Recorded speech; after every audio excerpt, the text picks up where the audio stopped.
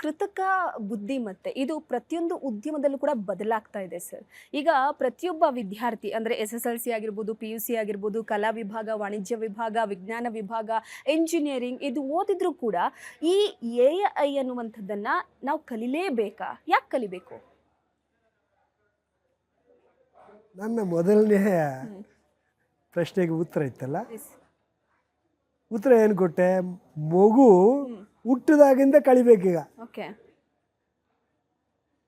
It is not just ABCD. ಈಗ AI and AI only. So 4ನೇ ತರಗತಿಯಿಂದ ಮಕ್ಕಳು ಈಗ AI ಕಲಿತಾ ಇದ್ದಾರೆ. ಚೈನಾನಲ್ಲಿ 4ನೇ ತರಗತಿನಲ್ಲಿ ಬಂದ್ಬಿಟ್ಟಿದೆ ಕೃತಿಕ ಬುದ್ಧಿಮತ್ತೆ. ನಮ್ಮ ದೇಶದಲ್ಲಿ ಈಗ ಹೈಸ್ಕೂಲ್ನಲ್ಲಿ ಇಟ್ಟಿದ್ದಾರೆ ಅದನ್ನು. ನೀವು SSLC ಆ್ಯಂಡ್ PUC ಅಂತ ಹೇಳಿದಾಗ ಅದಕ್ಕಿಂತ ಹಿಂದೆನೇ ಮಕ್ಕಳೀಗ ಮೊಬೈಲ್ ನೋಡ್ತಾ ಇದ್ರು, ಚಿಕ್ಕ ಮಕ್ಕಳು. ಈಗ ಅವರು AI ಬಗ್ಗೆ ಅವರು ಅದನ್ನಲ್ಲಿ ಮೊಬೈಲ್ನಲ್ಲಿ ಮಾತಾಡ್ತಾ ಇದ್ದಾಗ they are interacting with AI. ಮೊದಲು ಒಂದು ಕ್ಯಾಮ್ರಾ ಜೊತೆ ಇಂಟ್ರ್ಯಾಕ್ಟ್ ಆಗ್ತಾಯಿದ್ರು, ಈ ಕ್ಯಾಮ್ರಾ ಬದಲು AI ಕ್ಯಾಮ್ರಾ.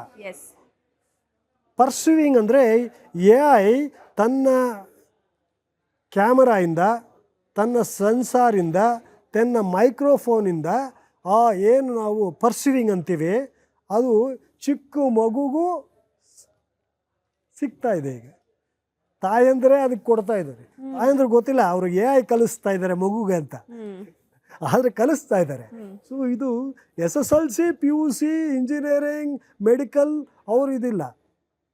AIನ ಪ್ರತಿಯೊಬ್ಬರು, ಪ್ರತಿ ಮನುಷ್ಯನು, ಪ್ರತಿ ಜೀವಿನೂ ಅದನ್ನು ಬಳಸ್ಕೊಳ್ಬೇಕು. ಸೊ ಅದು ಯಾವುದಕ್ಕೂ ಸೀಮಿತ ಇಲ್ಲ. Just it is not one ಕಂಪಾರ್ಟ್ಮೆಂಟ್ನಲ್ಲಿಲ್ಲ, ಸರ್ವವ್ಯಾಪ್ತಿ.